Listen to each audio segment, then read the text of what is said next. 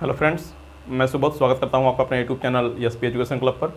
दोस्तों, हम लोग डीएलएड फोर्थ सेमेस्टर के एग्ज़ाम की तैयारी कर रहे हैं, जो कि एग्ज़ाम अगले महीने प्रस्तावित है। तो इसके पहले हम एक वीडियो बना चुके हैं जिसमें हम प्रीवियस ईयर पेपर को सॉल्व करके देख रहे थे कि किस तरह से प्रश्न एग्ज़ाम में पूछे जाते हैं, और उनमें हमने बहुविकल्पी प्रश्नों को और अति लघुत्तरीय प्रश्नों को सॉल्व कर लिया था। तो अगर अभी तक आपने वीडियो को नहीं देखा है तो हमारे प्लेलिस्ट में फोर्थ सेमेस्टर करके एक प्लेलिस्ट बना होगा, उसमें आप जाके उस वीडियो को देख सकते हैं। और आज के इस वीडियो में हम डीएलएड फोर्थ सेमेस्टर का जो पेपर 2019 में हुआ था, यानी 2017 बैच का, उसके हम लघु उत्तरीय प्रश्नों को सॉल्व करने जा रहे हैं, ताकि आप समझ पाएँ कि जो 2 नंबर के प्रश्न आते हैं, 7 प्रश्न लघु उत्तरीय प्रश्न जो आते हैं वो किस तरह से आते हैं और उनको कैसे सॉल्व करना होता है। तो चलिए शुरू करते हैं।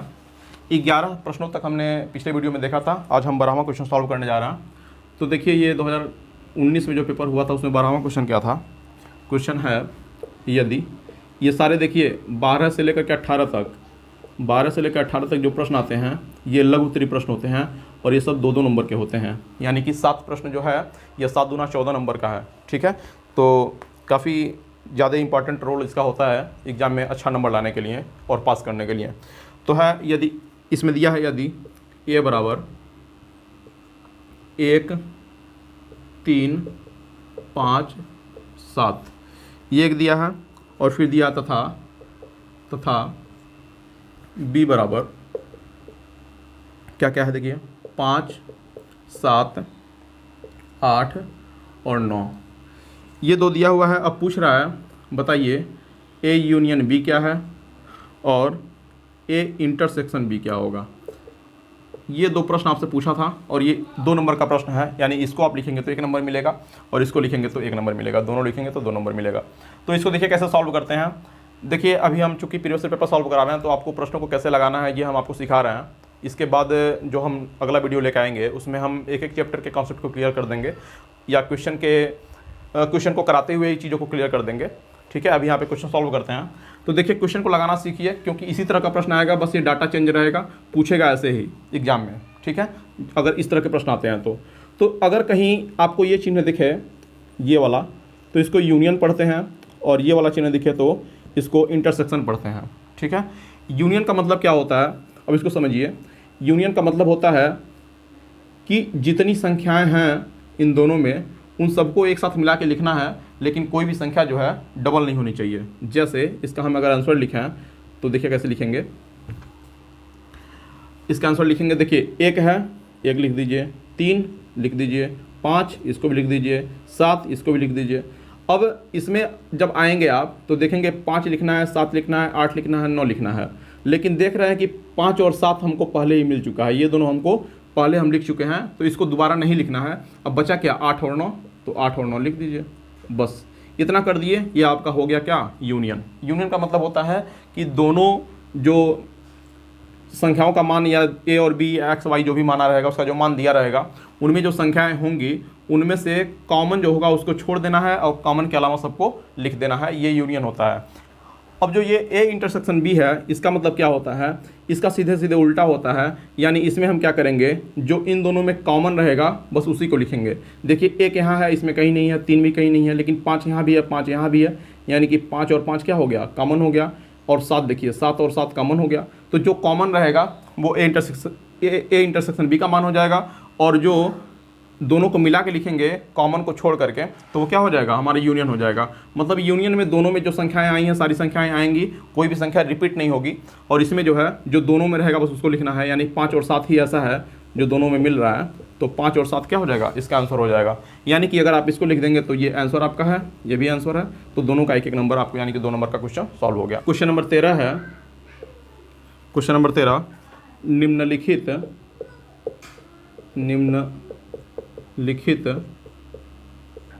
निम्नलिखित बारंबारता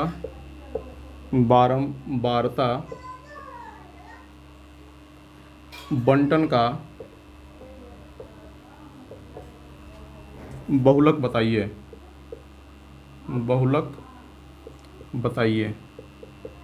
ये आपका 13वां क्वेश्चन था। इसमें अब ये चित्र बनाया हुआ उसको देखिए, ये हो गया। इसमें दिया है पद और यहाँ दिया है बारंबारता।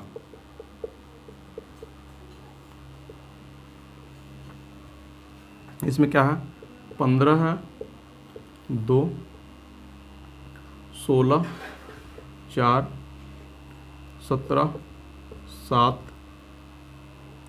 18, 5 और 19, 3। देखिए ये आपका प्रश्न था टोटल कि निम्नलिखित बारंबारता बंटन का बहुलक ज्ञात कीजिए। बहुलक का मतलब क्या होता है कि ऐसी संख्या जो सबसे अधिक बार आई हो। ठीक है, अभी कल एक क्वेश्चन हमने बहुलक पे आधारित प्रश्न किया था, वो सिंपल सा था। इसमें देखिए पद जो है दिया है और बारंबारता दिया है, तो ऐसी संख्या आपको बतानी है कि जो सबसे अधिक बार आई हो।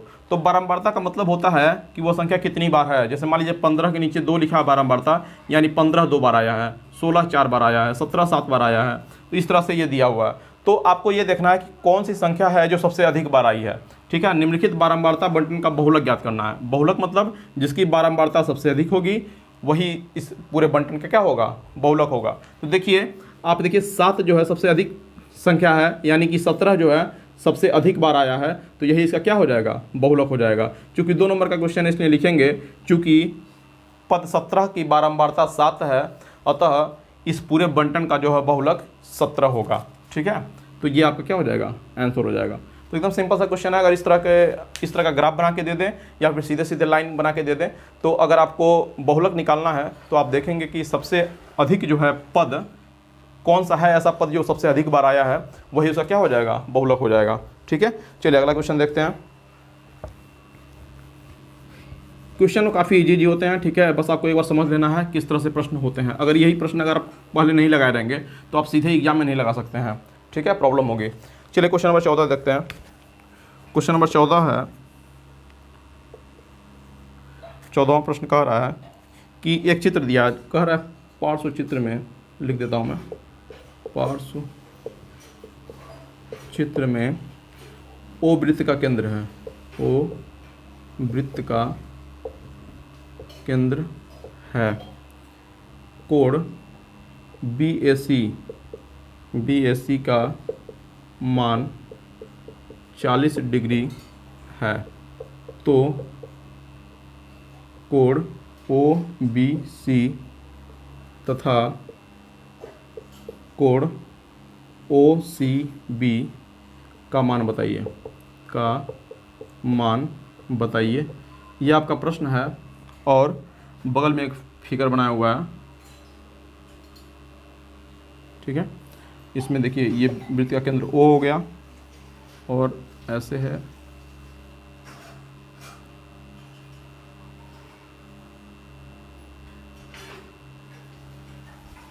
अब यहाँ पे B है, C है और ये A है। ठीक है, और ये कोण दिया है कितना, 40 डिग्री।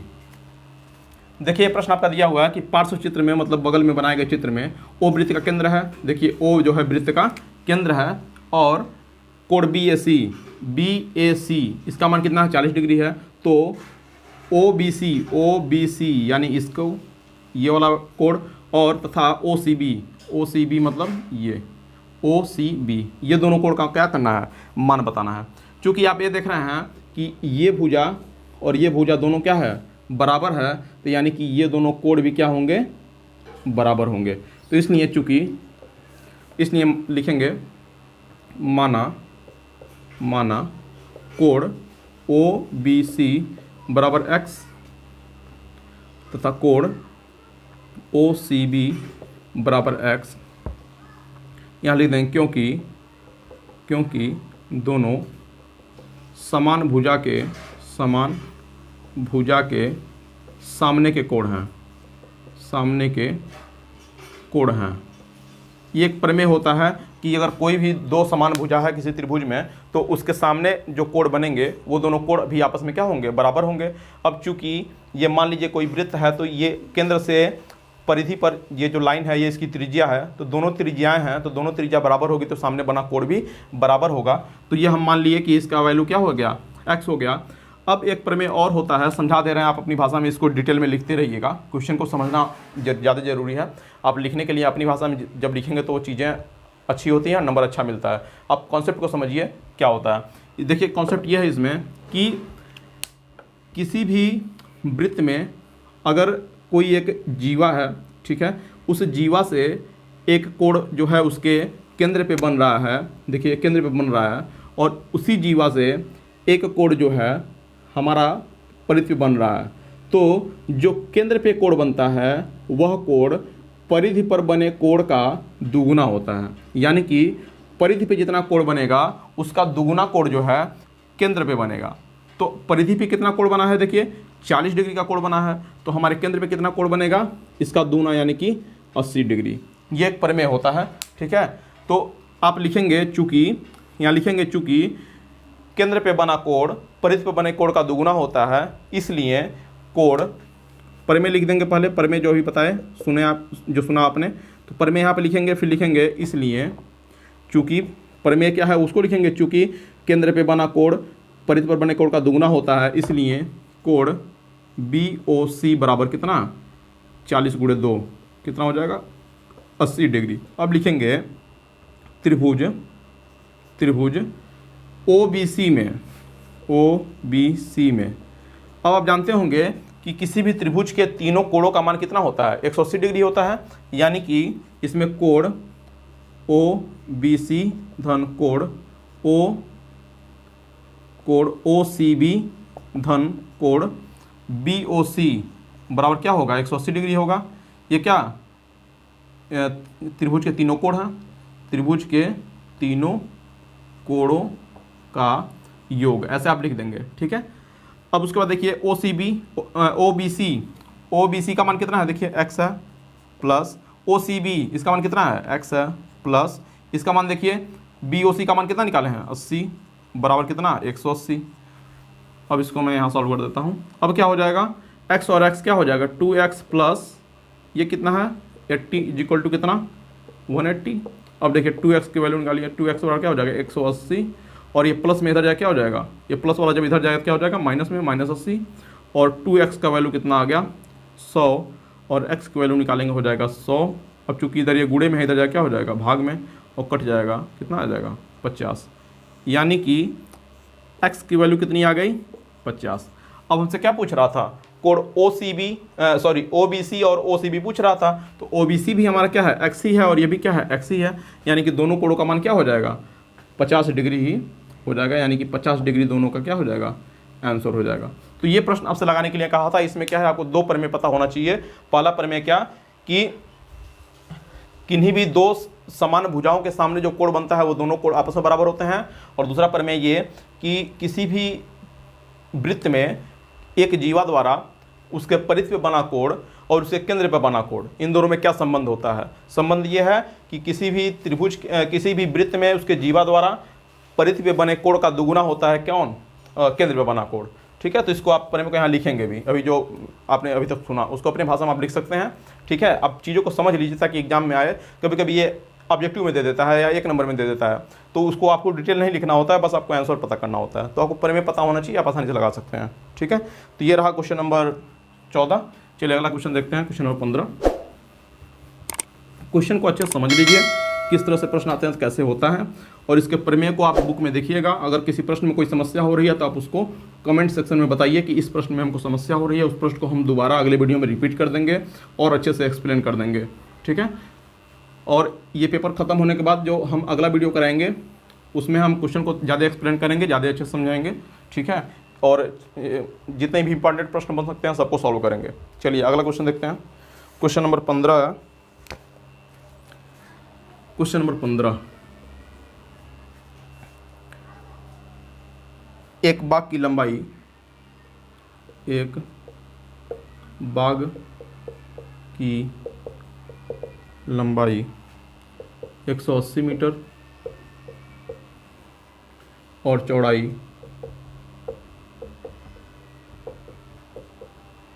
120 मीटर है।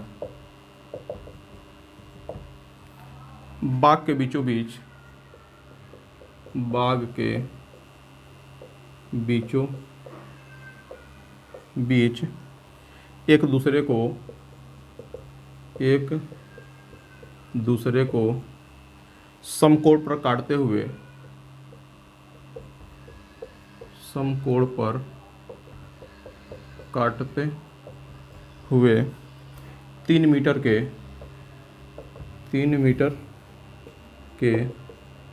2 रास्ते हैं। रास्ते पर मिट्टी डलवाने का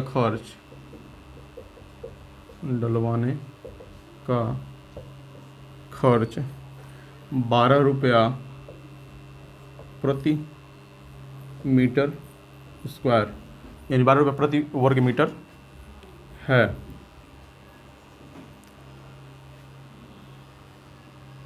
तो कुल खर्चा ज्ञात कीजिए। ये आपका प्रश्न है। देखिए क्वेश्चन नंबर 15 कह रहा है कि एक बाग की लंबाई जो 180 मीटर है, चौड़ाई 120 मीटर है। बाग के बीचों बीच एक दूसरे को समकोण पर काटते हुए 3 मीटर के 2 रास्ते हैं। रास्ते पर मिट्टी डलवाने का खर्च 12 रुपये प्रति मीटर स्क्वायर है। तो कुल खर्चा ज्ञात कीजिए। ऐसे प्रश्नों का सबसे पहले आप एक फिगर ड्रा करेंगे। फिगर ड्रा करने के बाद आप क्वेश्चन को और अच्छे से समझने लगते हैं कि हम इस क्वेश्चन को कैसे सॉल्व करें। ठीक है, तो जैसे जैसे कह रहा है वैसे हम बना लेते हैं एक फिगर। देखिए फिगर बनाते हैं। यहाँ पे कह रहा है लंबाई 180 मीटर है, तो मान लिए ये देखिए लंबाई और ये चौड़ाई मान लेते हैं। ये रहा हमारा 180 मीटर का क्या है, ये लंबाई। देखिए 180 मीटर ये लंबाई हो गया।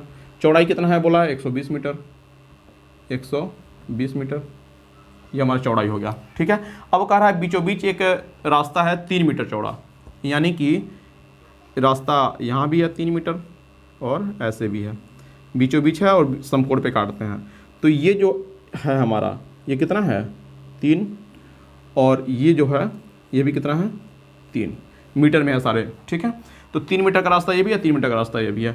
अब क्या है देखिए ये जो रास्ता है, मान लीजिए देखिए ये रास्ता हमारा जो है और ये भी रास्ता है।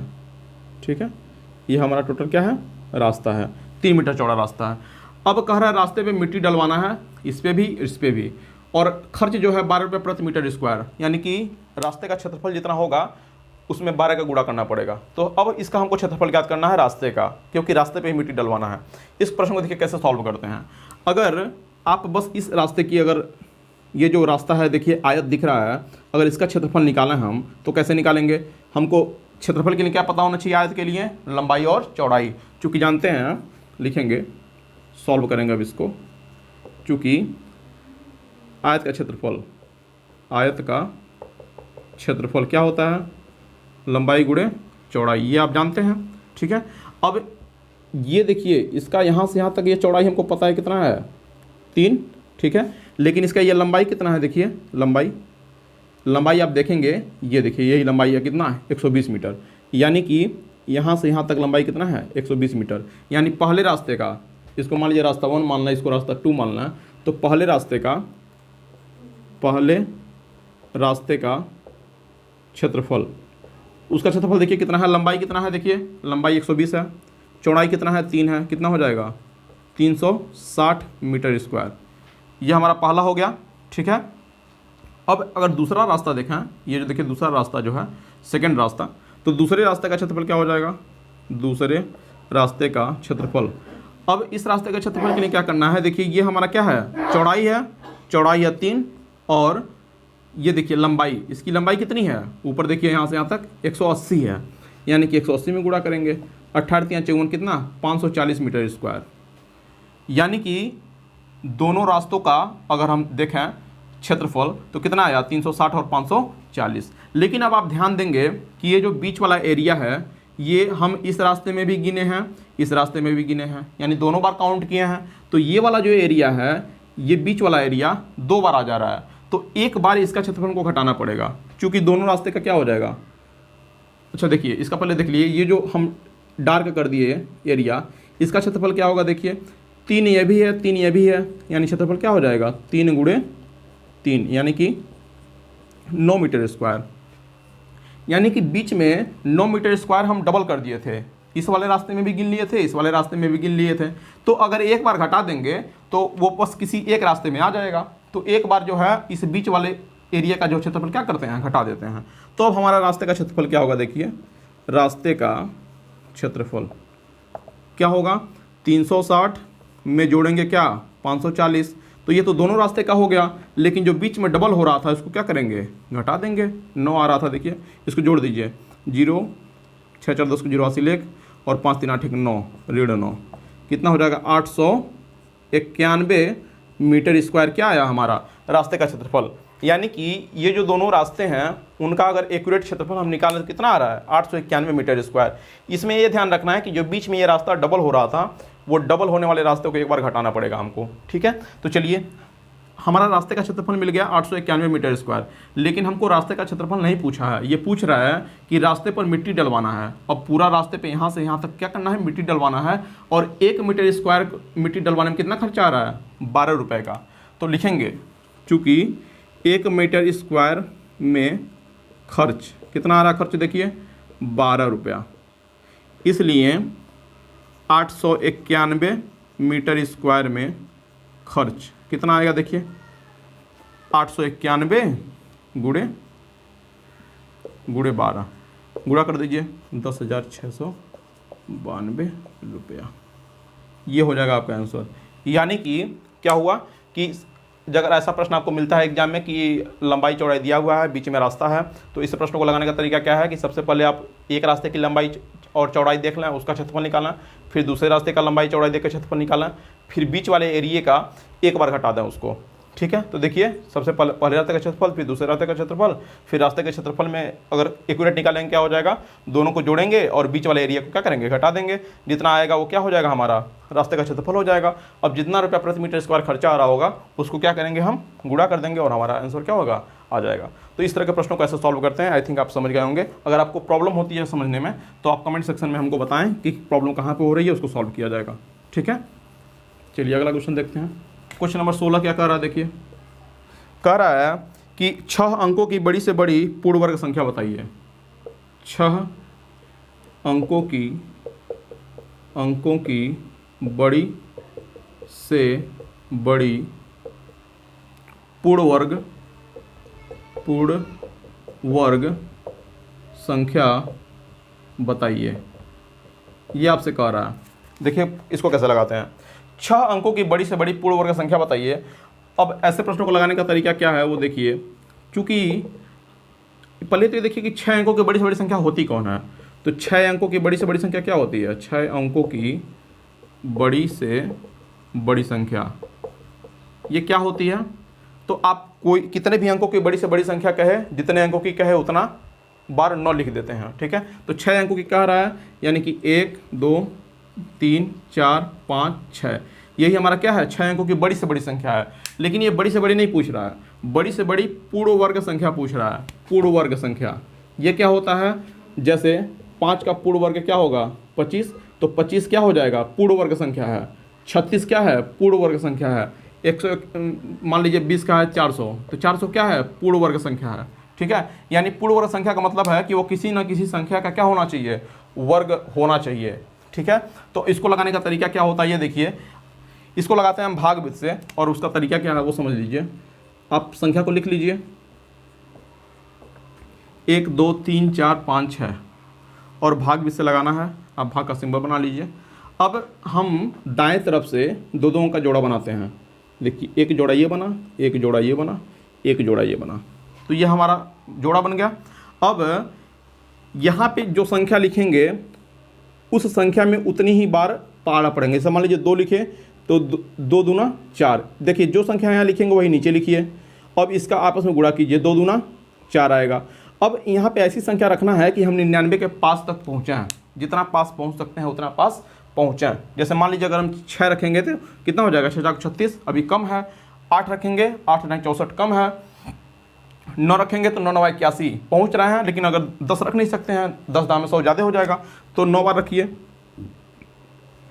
9 9 81। अब ये 9 9 कितना हो जाएगा 18 हो जाएगा। अब इसको हटा दीजिए सिंपल भाग की तरह। और ये चीज़ ध्यान रखिए, अब इसमें जो अंक यहाँ लिखेंगे वही अंक नीचे लिखेंगे और भाग उतना ही बार जा रहा है, यानी कि यहाँ भी क्या लिख देंगे 9 लिख देंगे। तो 9 देखिए जो अंक यहाँ रहेगा वही नीचे रहेगा, उतने ही बार में भाग भी जाएगा। तो 9 9 81 यहाँ लिखेंगे और ये जो दोनों संख्याएं लिखे हैं उसको ऐड करके नीचे लिख देते हैं। ये भाग विधि से जो है वर्गमूल निकालने का तरीका है, ठीक है। तो अगर आपको ये विधि समझ में नहीं आएगा तो आगे हम जो वीडियो बनाएंगे और जो क्वेश्चन सॉल्व कराएंगे उसमें हम इसको फिर से एक्सप्लेन कर देंगे। और आपको अगर समस्या होता है तो आप कमेंट सेक्शन में बताइएगा कि इस वाले कॉन्सेप्ट को हम अलग से समझा दें। तो काफ़ी छोटे छोटे प्रश्नों को लेकर के फिर डिटेल विधि से उसको सॉल्व करेंगे, ठीक है। तो अभी देखिए 9 9 कितना हो गया 81, इसको घटा दीजिए, 9 में से 1 जाएगा कितना बचेगा 8 और 9 में से 8 जाएगा 1, 18। अब ये क्या हो जाएगा यहाँ आ गया। अब देखिए कितने बार में इसको करा, तो अब चेक करेंगे आप, ठीक है। तो 18 है, अब यहाँ पे जो संख्या रखेंगे वही नीचे भी आएगा। 9 बार में रखिए, 9 9 81 के 81 8, 9 8 72 और 72 और 8 कितना 80 को 0 हासिल 8, 9 9 8 17 कितना आ रहा है 1701, यानी सही जा रहा है। 9 बार रखिए तो 1700 कितना हो जाएगा 1 हो जाएगा। इसको आप सॉल्व कीजिए, 9 में से 1 जाए कितना बचेगा 8 और 9 में से 0 जाए कितना बचेगा 9, 8 में से 1 198। और फिर से ये वाला अंक क्या हो जाएगा नीचे आ जाएगा।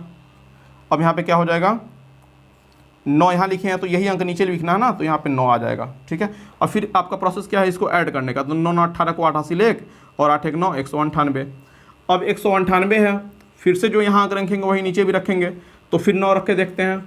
9 रखिए, 9 9 81 को 1 हासिल 8 और 9 8 72 8 80 को 0 हासिल 8, 9 9 81 और 8 89 और 9 और हासिल 8 और 9 9 8 17 17,901 सही जा रहा है।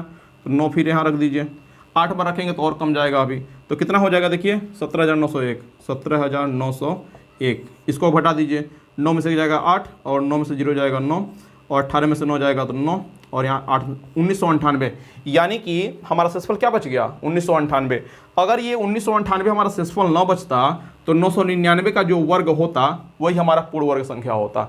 यानी कि अब इसको निकालने के लिए आप जो 6 अंकों की बड़ी से बड़ी संख्या जो ये है, अगर इसी को पूर्ण वर्ग बनाना है यानी कि 6 अंकों की बड़ी से बड़ी पूर्ण वर्ग संख्या बताने के लिए कहे, तो इतना प्रोसेस करने के बाद जो शेषफल बचेगा उसको आप इसमें से क्या करेंगे घटा देंगे, यानी कि लिखेंगे पूर्ण वर्ग संख्या।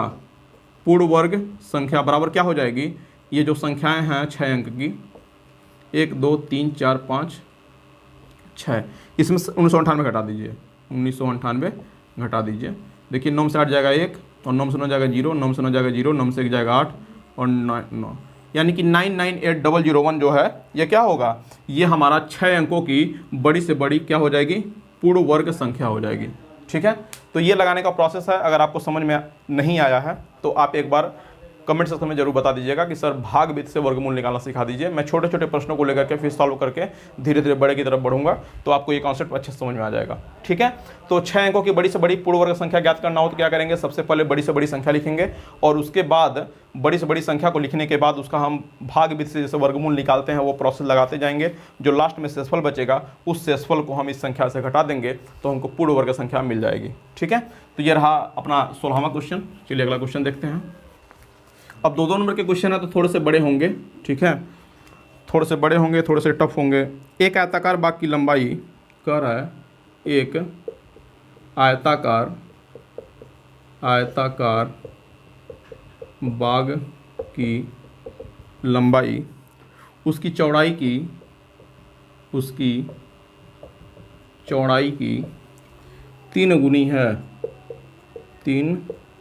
3 गुनी है यदि बाग का क्षेत्रफल 243 वर्ग मीटर हो तो बाग की लंबाई बताइए, ठीक है। ये देखिए सिंपल सा क्वेश्चन है आपका, पूछ रहा है कि एक आयताकार बाग है, उसकी लंबाई उसकी चौड़ाई की 3 गुनी है, यदि बाग का क्षेत्रफल दिया हुआ हो तो आपको लंबाई बताना है। तो ऐसे प्रश्नों को लगाने के लिए देखिए हम चित्र बनाते हैं, आपको समझ में आ जाएगा। कोई बाग है, उसकी लंबाई होगी, कुछ चौड़ाई होगी, ठीक है। अब कह रहा है कि लंबाई उसकी चौड़ाई की 3 गुनी है, तो अगर चौड़ाई मान ली, यहाँ लिखिए, सॉल्व करेंगे ना, अब 2 नंबर में है तो सॉल्व करना पड़ेगा। लिखेंगे माना अब चौड़ाई का 3 गुना 4 गुना ऐसे दिया है तो चौड़ाई को ही मान लेंगे। तो माना चौड़ाई जो हो कितनी है, चौड़ाई मान लेते हैं क्या है x है, तो चौड़ाई x माने तो यानी ये हमारा x हो गया चौड़ाई। अब लंबाई क्या हो जाएगा, आप क्वेश्चन को पढ़ के ही समझ जाएंगे। कह रहा है लंबाई जो है चौड़ाई का 3 गुना है, तो अगर चौड़ाई x है तो लंबाई क्या हो जाएगा 3 गुना x, यानी कितना हो जाएगा 3x। जितना गुना उतने गुणे वो संख्या। तो अगर चौड़ाई 10 होगा तो 10 तिहाई 30 हो जाएगा, 12 होगा तो 36 हो जाएगा। तो ये लंबाई कितना होगा 3x, यानी कि ये लंबाई क्या होगा 3x। अब कह रहा है यदि बाग का क्षेत्रफल दिया है 243 वर्ग मीटर, तो आप जानते हैं आसान है, क्षेत्रफल यानी बाग का क्षेत्रफल यानी आयत का क्षेत्रफल, तो लिख देंगे बाग का क्षेत्रफल बराबर, अब बाग क्या है एक आयताकार बाग है, तो आयत का क्षेत्रफल क्या होता है लंबाई गुणे चौड़ाई, ये होता है हमारा फार्मूला। तो अब नीचे आ जाइए, तो अब बाग का क्षेत्रफल क्या दिया है देखिए 243 बराबर लंबाई कितना है, लंबाई है 3x और चौड़ाई कितना है x। अब इसको सॉल्व करेंगे आप तो हो जाएगा, इसको हम पहले लिख दे रहे हैं, तो 3x का x में गुणा करेंगे क्या हो जाएगा 3x² बराबर 243 दिया ही है। इसको सॉल्व कीजिए, x² यहीं पर आ जाएगा और ये क्या हो जाएगा 243/3 भाग दीजिए 3 से, 3 बटे 24, 3 का 3 कितना आ गया x² बराबर आ गया 81। अब यहाँ से अगर हम x की वैल्यू निकालेंगे क्या हो जाएगा √81 और x बराबर क्या हो जाएगा 9। कोई भी संख्या अगर वर्ग में है तो अगर ये वर्ग हम हटाते हैं तो अगला जो संख्या होता है उसका वर्गमूल निकालना पड़ता है, यानी कि वो करड़ी में चला जाता है। तो x² बराबर 81 था, तो x का मान क्या हो जाएगा करड़ी में 81 और करड़ी में 81 का मान क्या होता है 9 होता है, यानी कि जो x का वैल्यू क्या आ गया 9 आ गया। अब हमसे पूछ रहा था लंबाई, अगर चौड़ाई पूछता तो x का वैल्यू 9 है तो सीधे 9 हो जाता, 9 मीटर चौड़ाई हो जाता, लेकिन हमसे पूछ रहा है लंबाई, तो लंबाई क्या हो जाएगा 3 × 9 यानी क्या हो जाएगा 27 मीटर, यानी इस प्रश्न का आंसर आपका क्या होगा 27 मीटर, इस प्रश्न का क्या हो जाएगा उत्तर हो जाएगा। तो इस तरह के अगर प्रश्न आते हैं तो आप ऐसे चीज़ों को समझ करके और ये छोटे से फार्मूले का यूज करके लगा सकते हैं, ठीक है। तो आप जो भी आपके सिलेबस में चैप्टर हैं उनके फार्मूले को जरूर देख लीजिएगा, क्योंकि कुछ प्रश्न जो है सीधे सीधे फार्मूले पे ही पूछ देता है। जैसे मान लीजिए यही प्रश्न था, ये सीधे सीधे फार्मूले पे था, अगर आपको फार्मूला पता है और थोड़ा सा क्वेश्चन को पढ़ के समझ लेते हैं तो काफ़ी आसानी से लगा लेंगे, ठीक है। आइए अब इस पेपर का लास्ट क्वेश्चन देखते हैं जो 18वां क्वेश्चन है, तो इसके बाद ये आपके टोटल 25 नंबर का पेपर जो है वो सॉल्व हो जाएगा और आप ये भी समझ गए होंगे कि किस लेवल के प्रश्न आपके एग्जाम में आ रहे हैं और किस तरह से आपको तैयारी करने की ज़रूरत है, ठीक है। क्वेश्चन नंबर लास्ट जो है क्वेश्चन नंबर 18 है, इसको देख लेते हैं। क्वेश्चन नंबर 18 ये है x² + 3x + 9/4 का गुणनखंड कीजिए, ठीक है। इसको सॉल्व करना है, सॉल्व करके देखते हैं कैसे होगा ये। आज का लास्ट क्वेश्चन है ये इस पेपर का, ठीक है। x² + 3x + 9/4। अगर देखिए ऐसा प्रश्न आपको मिलता है तो जब ये बटे में जब चीज़ें आ जाती हैं तो आप इसको दो भागों में तोड़ के जोड़ने घटाने पे 3 लाने वाला जो द्विघात समीकरण का फॉर्मूला है उसको आप लगाएंगे तो प्रॉब्लम होगी। और ऐसे प्रश्न जब आएंगे तो आप जब ज़्यादा मामलों में देखेंगे कि वो होल स्क्वायर के फार्मूले ही होते हैं, जैसे a + b का whole square a² + b² + 2ab, a - b का whole square a² + b² - 2ab। तो उस तरह के चीज़ों पे ही इसको सेट किया गया रहता है। तो इसलिए पहले आप चेक करेंगे कि क्या ये जो बटे वाला हमारा चिन्ह मान दिया है वो स्क्वायर के रूप में बदल पा रहा है कि नहीं बदल पा रहा है। तो आप देखेंगे इसको सॉल्व करना है। प्रश्न है x² + 3x + 9/4, ये आपका प्रश्न है। अब आप देखें अगर तो 9/4 मैं यहाँ समझाता हूँ। 9/4 को अगर वर्ग के रूप में लिखना हो तो 9 को हम 3 लिख सकते हैं, 4 को हम 2 लिख सकते हैं और इसका अगर हम वर्ग कर दें तो भी देखेंगे 3² 3 त्रिकी 9 और 2 दूना 4, स्क्वायर करने पे 9/4 आ जा रहा है। यानी कि इसको लिख सकते हैं हम x² + 3x + 3/2 का होल स्क्वायर। अब अगर हम इसको थोड़ा पहले लिखते हैं तो क्या हो जाएगा 3/2 का होल स्क्वायर प्लस 3x हो जाएगा, ठीक है। अब आप कोशिश कीजिए कि इसको a² + b² + 2ab में लिखने का। तो अगर इसमें आप देखें a का मान अगर x मान लें और b का मान जो है 3/2 मान लें तो a² + b² ऐसे लिखिए, तो a + b का होल स्क्वायर क्या हो जाएगा a² + b² + 2ab। तो आप देख रहे हैं कि a² यानी कि x का स्क्वायर दिया है, b² b का मान 3/2 माने हैं तो 3/2 का स्क्वायर दिया है। अब 2ab करना है तो इसको लिख सकते हैं x² + b² माने a² + b² + 2ab लिखना है तो 2 लिखिए, ज़रा 2 लिखिए। अब a का मान क्या है x है, x लिखिए और b का मान क्या है 3/2 है, 3/2 लिखिए। अब आप देख रहे होंगे कि अगर हम इस चीज़ को अगर सॉल्व करें तो हमारा यही चीज़ आ रहा है, देखिए 2 से 2 क्या हो जाएगा, कैंसिल हो जाएगा, और 3 का गुणा x में होगा तो 3x ही बचेगा। यानी कि ये जो संख्या हमारे पास है 3x, ये 2ab का ही शॉर्ट फॉर्म है। तो आपको थोड़ा सा यहाँ पे सोचना पड़ेगा कि इस रूप में क्या हमारा ये चीज़ सेट हो रहा है कि नहीं हो रहा है। आप देख रहे हैं कि सेट हो रहा है, तो क्या हो जाएगा, a प्लस बी का होल स्क्वायर यानी कि x प्लस 3/2। a का मान x है और b का मान 3/2 है। इस चीज़ को देखते हुए बता सकते हैं। तो a square plus b square plus 2ab का मान क्या हो जाएगा, a प्लस बी का होल स्क्वायर, इसका गुणनखंड हो जाएगा x प्लस 3/2 और x प्लस 3/2, यानी कि x प्लस 3/2 और x प्लस 3/2 दोनों को साथ में लिख देंगे तो इसका गुणनखंड क्या हो जाएगा, यही आप आंसर लिख देंगे। आंसर क्या हो जाएगा, x प्लस 3/2 और x प्लस 3/2। गुणनखंड ज्ञात करने के लिए कहा है, इसलिए आप x की वैल्यू नहीं निकालेंगे। ठीक है, अगर कोई समीकरण दिया रहता है, कहता है इसको हल कीजिए, तो हल करने का मतलब होता है x की वैल्यू निकालना। लेकिन अगर केवल गुणनखंड करने के लिए कहा है तो आप बस इस फॉर्मूला के छोड़ देंगे, आपका आंसर हो जाएगा। ये था 2-2 नंबर के प्रश्न जो आपके चतुर्थ सेमेस्टर में पूछे जाते हैं। तो आज के लिए बस इतना ही करते हैं, और आई होप कि आपको ये वीडियो अच्छा लगा होगा। और जो लोग चतुर्थ सेमेस्टर का एग्जाम देने वाले हैं वो प्लीज़ इसको एक बार देख लें, समझ लें कि 2 नंबर में किस तरह के प्रश्न आते हैं, ताकि आप इसी लेवल के प्रश्नों का अभ्यास कर सकें और इस तरह के प्रश्नों को सीख सकें। और आपको जो भी समस्या होती है आप कमेंट सेक्शन में हमको ज़रूर बताएं, और आप क्या और इम्प्रूवमेंट क्या चाहते हैं और किस तरह के वीडियो चाहते हैं, या फिर आपके रिगार्डिंग किस तरह काम किया जाए, आप इसको कमेंट सेक्शन में बताएं, उसको जरूर पूरा किया जाएगा। ठीक है, और अगर वीडियो अच्छा लगा तो वीडियो को लाइक कीजिएगा। चैनल को अभी तक आपने अगर सब्सक्राइब नहीं किया तो चैनल को सब्सक्राइब कर लीजिएगा, और अपने दोस्तों को इस वीडियो को शेयर कर दीजिएगा। ठीक है, ताकि वो भी मैथ को आसानी से सीख सकें। तो मिलते हैं फिर अगले वीडियो में, और अगले क्लास में हम आपके सिलेबस के ही कुछ प्रश्नों को सॉल्व करेंगे, ताकि आप एग्जाम के लिए अपने आप को अच्छे से तैयार कर पाएँ।